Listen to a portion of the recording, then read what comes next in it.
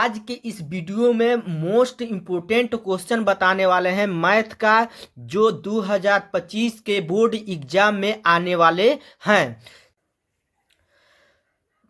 प्रश्न दिया है, एक 80 मीटर चौड़ी सड़क के तो एक 80 मीटर हम चौड़ी एक सड़क बना लेंगे जिसका नाम क्यू और टी है। कितना मीटर चौड़ी है? तो 80 मीटर है। ठीक है। उसके बाद कहा है प्रश्न में कि सड़क के दोनों ओर आमने सामने, तो सड़क के दोनों ओर आमने और सामने दोनों तरफ हम क्या करेंगे?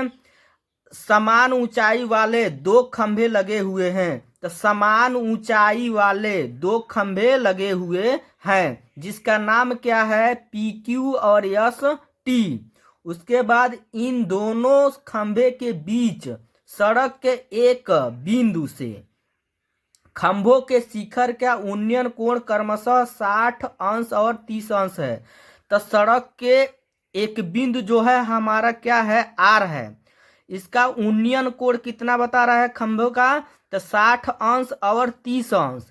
तो यहाँ पर इस बिंदु से उन्नयन कोण के मतलब ऊपर, उन्नयन माने होता है ऊपर, यानी जो खंभे का सिरा है यहाँ इस बिंदु से हम देखेंगे। तो यहाँ से जब हम यहाँ पर देख रहे हैं तो कितना अंश का कोण बना रहा है? 60 अंश का बना रहा है। फिर दूसरे तरफ दूसरे खंभा की तरफ देख रहे हैं हम, तो यहाँ से इस बिंदु से उन्नयन कोण बन रहा है 30 अंश। यहाँ पर हम लिख लेंगे 60 अंश और 30 अंश। उसके बाद कहा है खंभों की ऊंचाई और खंभों से बिंदु की दूरी ज्ञात कीजिए। तो खंभों की ऊंचाई यानी ये वाला हिस्सा, इसको यच मान लिए हैं। तो ये जब यच है तो ये भी क्या हो जाएगा? यच, क्योंकि दोनों खंभे की ऊंचाई क्या है? हमारा बराबर है। अब इतना हम यदि मान लेते हैं यक्स, इतना क्यू और आर क्या मान लेते हैं? यक्स। तो हमारा इधर आर और टी कितना होगा? 80 माइनस का हो जाएगा यक्स, क्योंकि टोटल हमारा सड़क की जो चौड़ाई है ना कितना है? 80 है। तो इतना हम मान लेते हैं यक्स, तो इतना हमारा कितना होगा? 80 माइनस यक्स हो जाएगा। अब इतना समझने के बाद से हम क्या करेंगे? फिगर बनाने के बाद से लिखेंगे, माना क्यू टी एक सड़क है जो 80 मीटर चौड़ी तथा समान ऊंचाई के दो खंभे पी क्यू बराबर एस टी है। तब उसके बाद त्रिभुज में हम चलेंगे।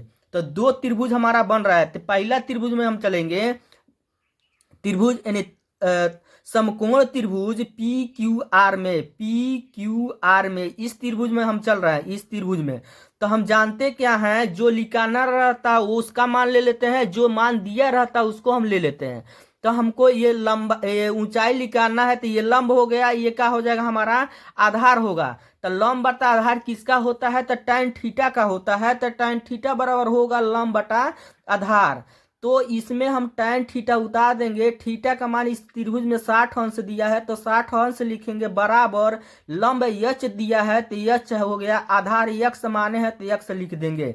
इतना लिखने के बाद से उसके बाद हम क्या करेंगे? tan 60 का मान क्या होता है? √3 बराबर यच बटा यक्स को उतार देंगे। इसका बटा कुछ नहीं है तो 1 है। अब तिर्यक गुणा करेंगे, इसका गुणा इसमें, इसका गुणा इसमें, 1 के गुणा यच में करेंगे तो हमारा यच होगा बराबर यक्स का गुणा √3 में करेंगे, √3 यक्स हो जाएगा। समीकरण का मान लेंगे 1।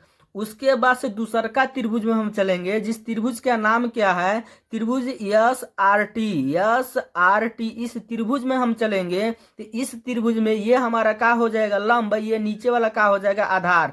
और लंब बटा आधार हम जानते हैं किसका होता है? तो tan थीटा का होता है। तो हम लिखेंगे यहाँ पर tan थीटा बराबर लंब बटा आधार, और tan थीटा की जगह ही को अंश हो जाएगा हमारा, इसको त्रिभुज में 30 अंश दिया है तो थीटा की जगह हम 30 अंश लिख देंगे बराबर लंब इसमें क्या है? यच है, तो यच लिख देंगे। आधार क्या है? 80 माइनस यक्स, यहाँ पे लिखेंगे 80 माइनस यक्स।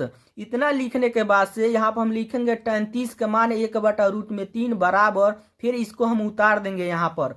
अब हम तिर्यक गुणा करेंगे, इसका गुणा इसमें करेंगे, इसका गुणा इसमें करेंगे, √3 के गुणा यच में करेंगे, √3 यच होगा बराबर यहाँ पर उतार देंगे। 80 माइनस यक्स का गुणा 1 में करेंगे, 80 माइनस यक्स होगा। अब हम क्या करेंगे? यच के मान यानी समीकरण 1 से हम चलेंगे, तो रूट में 3 उतार देंगे, यहाँ बीच में गुणा छिपा रहता है, गुणा चिन्ह लगा देंगे। यच के मान समीकरण 1 से चलेंगे, यच का मान √3 यक्स है, √3 यक्स होगा बराबर 80 माइनस यक्स को यहाँ पर उतार देंगे। अब उसके बाद √3 से √3 में गुणा करेंगे, 3 होगा, x उतार देंगे बराबर 80 माइनस x को यहाँ पे उतार देंगे। ठीक है, 3x उतार देंगे, ये माइनस x इधर आएगा तो प्लस में x होगा बराबर 80। 3x और 1x को x हो जाएगा 4x बराबर 80। 4 से भाग देंगे 80 में तो हमारा को बार में जाएगा, 20 बार में जाएगा। तो यहाँ पर x का मान कितना निकला है, 20। तो x का मान समीकरण 1 में रख देंगे तो x का मान समीकरण 1 क्या है, h बराबर √3x है। इसमें मान रखेंगे तो h उतार देंगे बराबर उतार देंगे, √3 उतार देंगे, x का मान 20 है तो 20 रख देंगे, h उतार देंगे बराबर √3 का मान होता है 1.73, फिर गुणा का चिन्ह उतार देंगे, 20 उतार देंगे, फिर h उतार देंगे बराबर, इन दोनों के एक साथ गुणा करेंगे 34.60 मीटर होगा। इतना ऊंचाई हमारा निकल गया। अब सड़क के बीच की दूरी हम बताएंगे तो ये जितना हम माने हैं x माने हैं ना, तो x का मान कितना निकला है, 20। तो q और r के मान कितना हो जाएगा, 20, और r और t का मान निकालना रहेगा तो 80 माइनस x, यानी 80 में से x का मान यानी 20 घटा देंगे तो हमारा कितना बचेगा, 60। यही का हो जाएगा, आंसर हो जाएगा। इतना आप बोर्ड की एग्जाम में यदि लिख देते हैं तो आपको पूरा पूरा 6 नंबर मिल जाएगा।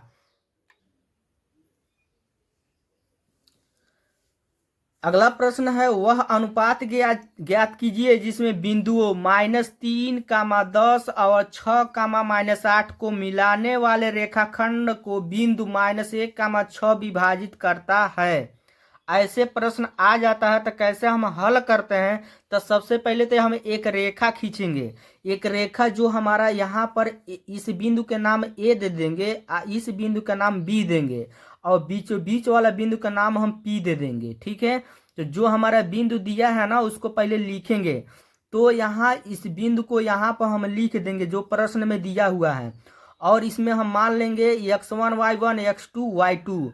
अब जो हम बिंदु के नाम लिए हैं यानी रखे हैं उसका वहां पर हम लिखेंगे निर्देशांक। तो ये पहला निर्देशांक यहाँ पर हो जाएगा, और दूसरा का निर्देशांक यहाँ पर हो जाएगा, और जो खंड बिंदु दिया है वहाँ यानी बीचों बीच जो बिंदु P है वहां पर हम रख देंगे। ठीक है, इतना लिखने के बाद से हम लिखेंगे विभाजन की स्थिति में। विभाजन की स्थिति का सूत्र होता है भुज बराबर m1 into x2 plus m2 into x1 बटा m1 प्लस m2। अब मान रखेंगे भुज -1 है तो -1 होगा बराबर m1 के मान हमारा क्या हो जाएगा, m1 m माने हैं और m2 1 माने हैं। ठीक है, तो यहाँ पर हम m1 के जगह m हो जाएगा, x2 के जगह 6 प्लस m2 के जगह 1, x1 के जगह -3, नीचे बटा हो जाएगा m1 के जगह m प्लस m2 की जगह 1 हो जाएगा। -1 उतार देंगे बराबर 6 के गुणा m में करेंगे 6m प्लस माइनस 1 के गुणा 3 में करेंगे 3, फिर यहाँ बटा m प्लस 1 को उतार देंगे। अब इतना लिखने के बाद से हम क्या करेंगे, अब इसका गुणा इसमें करेंगे तो यहाँ पर होगा हमारा -m -1 बराबर ये 6m को यहाँ पर उतार देंगे, फिर ये वाला हिस्सा जो है -m को उतार देंगे, ये जो 6m है ना इसको इधर करेंगे, माइनस में 6m हो जाएगा बराबर ये 1 को इधर पाशांतर करेंगे तो -3 उतार देंगे, -1 इधर आएगा प्लस में 1 हो जाएगा, तो -m -6m माइनस का हो जाएगा 7m, और 3 में से 1 घटेगा तो माइनस में 2, माइनस माइनस प्लस हो जाएगा, जो m के पास वो कहाँ आएगा नीचे, तो 2 बटा का हो जाएगा 7, यानी अनुपात हमारा निकलेगा m1 अनुपात m2 बराबर 2:7। यही का होगा, आंसर हो जाएगा।